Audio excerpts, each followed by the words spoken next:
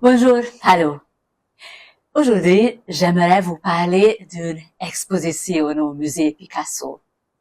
En 1937, les nationaux socialistes ont organisé une exposition d'art à partir des œuvres d'artistes expressionnistes, dadaïstes et de la nouvelle objectivité. Les œuvres exposées étaient principalement des œuvres d'art abstraites ou de style figuratif, mais loin du réalisme qui était presque inaccessible aux visiteurs qui n'ont pas eu l'habitude de voir des expositions d'art et qui ne voyaient que rarement des œuvres d'art.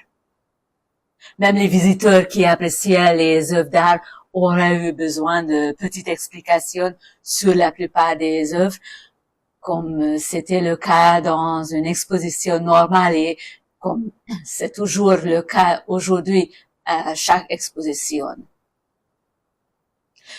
L'objectif des organisateurs n'était cependant pas que les visiteurs apprennent à apprécier les œuvres exposées, mais que l'exposition les dégoûte de l'art moderne et que les peintures et les sculptures soient présentées devant eux comme des exemples dissuasifs faisant partie de la propagande, montrant l'effet mental néfaste des œuvres d'art sur la soi-disant sainte âme allemande.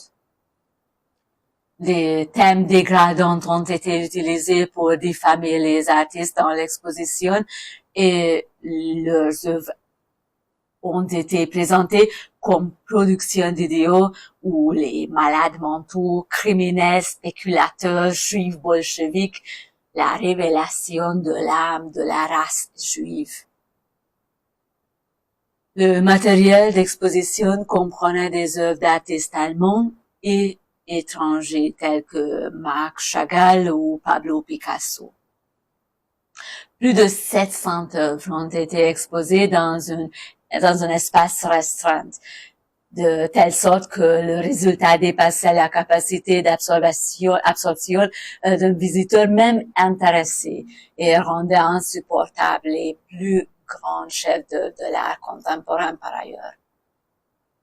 On voulait délibérément faire naître un sentiment de chaos dans les œuvres. L'exposition a d'abord été inaugurée à Munich et après quelques mois, elle a circulé dans tout le pays jusqu'en 1939. Parallèlement à l'exposition se déroulait ce que l'on appelle le débat de l'expressionnisme au sein de la propagande nationale socialiste.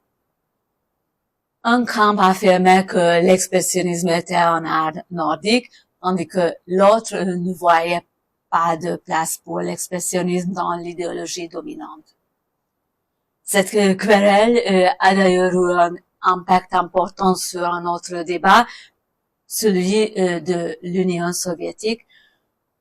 À l'aube de la Grande Terreur, les émigrés allemands à Moscou ont mené un débat apparemment littéraire dans le cadre de la lutte antifasciste contre les artistes expressionnistes, en particulier contre Johannes Becher, qui en tant que poète et écrivain en herbe a publié un roman expressionniste et un recueil de poèmes expressionnistes pendant ses années en Allemagne.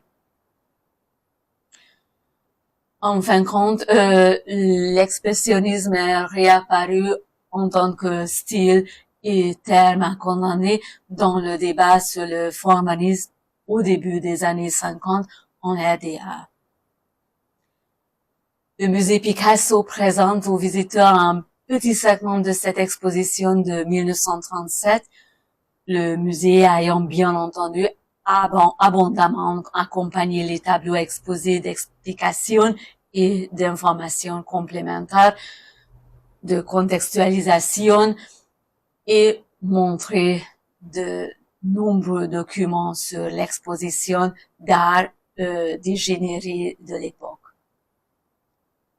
C'est-à-dire des tableaux de Marc Chagall, Paul Klee, Max Beckmann, Pablo Picasso, Emil Nolde, Carl Schmidt-Rottluff, Max Ernst, Karl Hofer, Ernst Ludwig Kirchner, Wassily Kandinsky, ou pour citer quelques dadaïstes orthodoxes, Georg Gross, Kurt Schwitters ont été présentés. Allez voir l'exposition, vous pourrez non seulement y admirer de magnifiques chefs-d'œuvre, mais aussi en apprendre beaucoup sur les circonstances de l'exposition Entartete Kunst. Bonne visite.